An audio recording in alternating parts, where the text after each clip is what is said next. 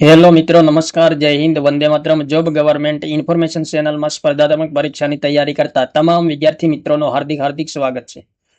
મિત્રો, Gujarat public service commission દ્વારા additional assistant engineering electrical class 3 અધિક મદદનીશ ઇજનેર ઇલેક્ટ્રિકલ વર્ગ 3 સંબંધી અગત્યની જાહેરાત પ્રસિદ્ધ કરવામાં આવેલી છે. મિત્રો, કામચલાઉ મેરિટ યાદી મુખ્ય પરીક્ષા માટે પાત્ર ઉમેદવારોની કામચલાઉ મેરિટ યાદી પ્રસિદ્ધ કરવામાં આવેલી છે. આયોગની તારીખ 23/6/2025ની મુખ્ય પરીક્ષાને પાત્ર ઉમેદવારો માટે કામચલાઉ યાદી પ્રસિદ્ધ કરવામાં આવી છે. ગાંધીનગર મ્યુનિસિપલ કોર્પોરેશન જીએમસી હસ્તકની additional assistant engineering electrical class 3ની જગ્યાએ ભરતી કરવા માટે જાહેરાત ક્રમાંક 56/2024-25ના સંદર્ભમાં આયોગ દ્વારા 16/3/2025ના રોજ યોજાયેલ સામાન્ય અભ્યાસ અને 30/3/2025ના રોજ યોજાયેલ સંબંધિત વિષયની પ્રાથમિક કસોટીના આધારે ઉપર મુજબ વંચાણે લીધેલ 23/6/2025ની કામચલાઉ યાદીથી 156 ઉમેદવારોને મુખ્ય પરીક્ષા માટે કામચલાઉ પાત્ર કરવામાં આવેલ છે. પરંતુ તે યાદીમાં મુખ્ય પરીક્ષાના ધોરણ મુજબ પૂરતા ઉમેદવારો પાત્ર થતા ન હોય નીચે મુજબના ઉમેદવારોને બીજી યાદી તરીકે અરજી ચકાસણીમાં પાત્ર થવાના શરતે મુખ્ય લેખિત પરીક્ષા માટે કામચલાઉ પાત્ર જાહેર કરવાના થાય છે. તો પ્રસ્તુત યાદી એ મેરિટ લિસ્ટ નથી, પરંતુ માત્ર જે ઉમેદવારો પાસેથી પ્રમાણપત્રોની ચકાસણી માટે અરજીઓ મંગાવવાની થાય છે તે ઝોન ઓફ કન્સિડરેશન અંતર્ગતની યાદી છે. તો ઉમેદવારોએ મિત્રો ખાસ ધ્યાનમાં લેવું, અહીં મિત્રો ખાસ સૂચના આપેલી છે. અરજી ચકાસણીને પાત્ર ઠરેલ ઉમેદવારોએ પોતાની અરજી સાથે જરૂરી પ્રમાણપત્રો દસ્તાવેજો ઓનલાઈન પદ્ધતિથી વેબસાઇટ મિત્રો આપેલી છે તેમના પર અપલોડ કરી રજૂ કરવાના રહેશે અને રૂબરૂ તથા પોસ્ટ દ્વારા સ્વીકારવા પાત્ર બનતા નથી. આથી ઓનલાઈન પદ્ધતિ સિવાય અરજી મોકલનાર ઉમેદવારો અરજી ચકાસણી માટે આપોઆપ અપાત્ર બનશે. મુખ્ય લેખિત કસોટી માટે કામચલાઉ પાત્ર ઉમેદવારોના બેઠક નંબર અહીં મિત્રો બીજી યાદી પ્રસિદ્ધ કરવામાં આવેલી છે. તો તમામ ઉમેદવારોના બેઠક નંબર આપેલા છે. ટોટલ મિત્રો 37 ઉમેદવારોને પ્રમાણપત્રો ચકાસણી માટે જાહેર કરવામાં આવેલા છે, મુખ્ય પરીક્ષા માટે લાયક ઉમેદવારોને. તો મિત્રો, ગુજરાત જાહેર સેવા આયોગ દ્વારા જાહેરાત ક્રમાંક 56/2024-25 અધિક મદદનીશ ઇજનેર વિદ્યુત વર્ગ 3 ગાંધીનગર મ્યુનિસિપલ કોર્પોરેશન ની ભરતી સંબંધિત અગત્યની સૂચના પણ જારી કરવામાં આવેલી છે. આયોગ દ્વારા અધિક મદદનીશ ઇજનેર વિદ્યુત વર્ગ 3 જીએમસીની પ્રાથમિક કસોટી બાદ 6/10/2025ના રોજ મુખ્ય પરીક્ષાને પાત્ર ઉમેદવારોની બીજી યાદી પ્રસિદ્ધ કરવામાં આવેલ છે.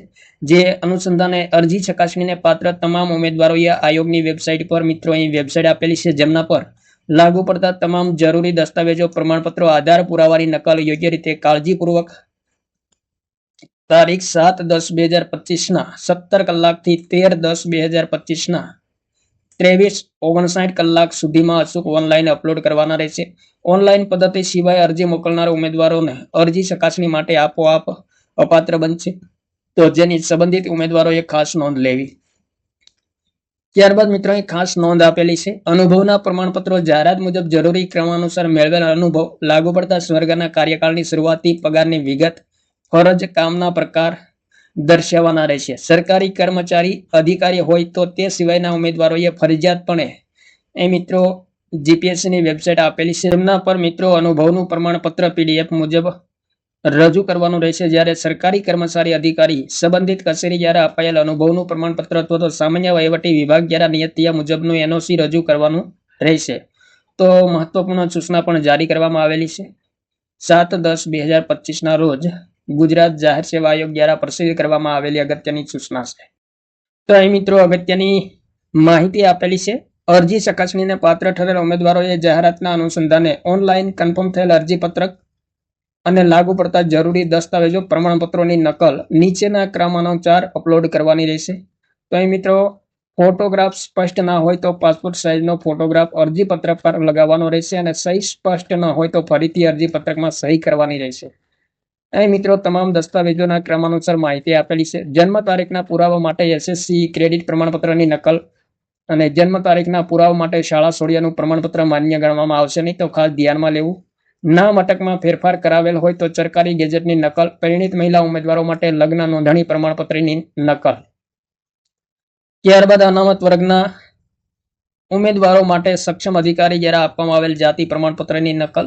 સામાજિક અને શૈક્ષણિક રીતે પછાત વર્ગના ઉમેદવારોએ જાહેરાતમાં દર્શાવ્યા મુજબ નિયત સમયગાળાનું ગુજરાતી નમૂના મુજબનું પરિશિષ્ટ ક અરજીપત્રકમાં દર્શાવેલ નંબર અને તારીખનું રજૂ કરવાનું રહેશે. પરિશિષ્ટ કના વિકલ્પે અન્ય કોઈ પણ પ્રમાણપત્ર માન્ય રાખવામાં આવશે નહીં. તો ખાસ ધ્યાનમાં લેવું, અંગ્રેજીમાં એનેક્સર એ જે કેન્દ્ર સરકારની ભરતી કે સંસ્થાઓ માટે માન્ય છે તે માન્ય રાખવામાં આવશે નહીં.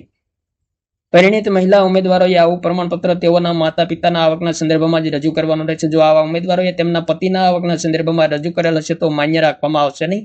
તો ખાસ ધ્યાનમાં લેવું મિત્રો.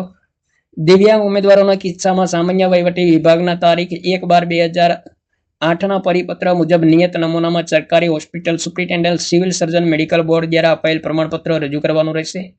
ત્યારબાદ માજી સૈનિકના ઉમેદવારોના કિસ્સામાં ડિસ્ચાર્જ બુકની નકલ અપલોડ કરવાની થશે.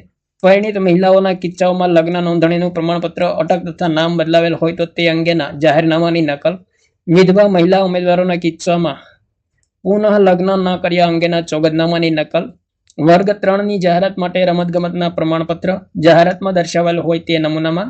સ્નાતકના બધા જ વર્ષ સેમેસ્ટરના ગુણપત્રક, સ્નાતકના પદવી પ્રમાણપત્ર, અનુસ્નાતકના બધા જ વર્ષ સેમેસ્ટરના ગુણપત્રક, અનુસ્નાતકની પદવી પ્રમાણપત્ર, તબીબી, દંત વિષયક અને પશુ ચિકિત્સા વિષયક જાહેરાતો માટે ઇન્ટર્નશીપ પૂર્ણ કર્યા અંગેનું પ્રમાણપત્ર જાહેરાતની જોગવાઈ મુજબ જરૂરી હોય તો.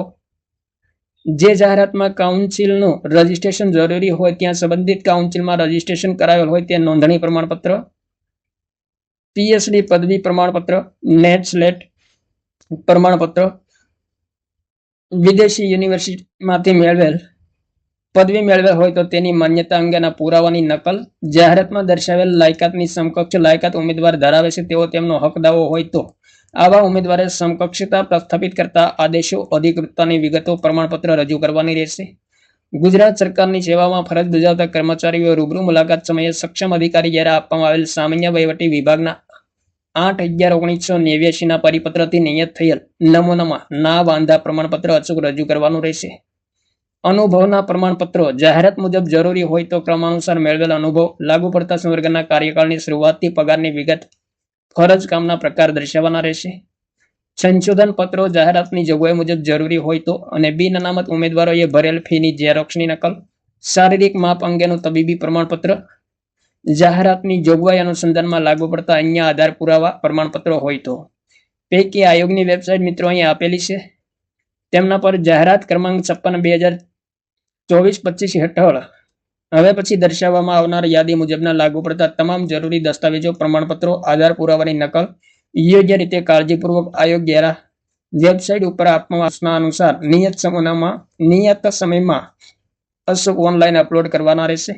ઉમેદવારે ભરતી પ્રક્રિયા અંતર્ગત પોતાની ઉમેદવારી સંદર્ભે આગળના તબક્કાની કાર્યવાહી માટે ઓનલાઈન પદ્ધતિ અનુસરીને તકેદારી અવશ્ય દાખવવાની રહેશે. તો ગુજરાત જાહેર સેવા આયોગ દ્વારા પ્રસિદ્ધ કરવામાં આવેલી અગત્યની જાહેરાત છે. તો જે ઉમેદવારોએ ભાગ લીધો હોય additional assistant engineering electrical class 3 અધિક મદદનીશ ઇજનેર ઇલેક્ટ્રિકલ વર્ગ 3ની ભરતીમાં ભાગ લીધો હોય, પ્રાથમિક પરીક્ષા આપી હોય અને મુખ્ય પરીક્ષા માટે પાત્ર થયેલા હોય તેવા ઉમેદવારોએ મિત્રો ખાસ ધ્યાનમાં લેવું. થેન્ક યુ મિત્રો. જય હિન્દ. વંદે માતરમ. ના પર મિત્રો અનુભવનું પ્રમાણપત્ર પીડીએફ મુજબ રજૂ કરવાનું રહેશે. જ્યારે સરકારી કર્મચારી અધિકારી સંબંધિત કચેરી દ્વારા અપાયેલ અનુભવનું પ્રમાણપત્ર અથવા તો સામાન્ય વહીવટી વિભાગ દ્વારા નિયત થયા મુજબનું એનઓસી રજૂ કરવાનું રહેશે. તો મહત્વપૂર્ણ સૂચના પણ જારી કરવામાં આવેલી છે. 7/10/2025ના રોજ ગુજરાત જાહેર સેવા આયોગ દ્વારા પ્રસિદ્ધ કરવામાં આવેલી અગત્યની સૂચના છે.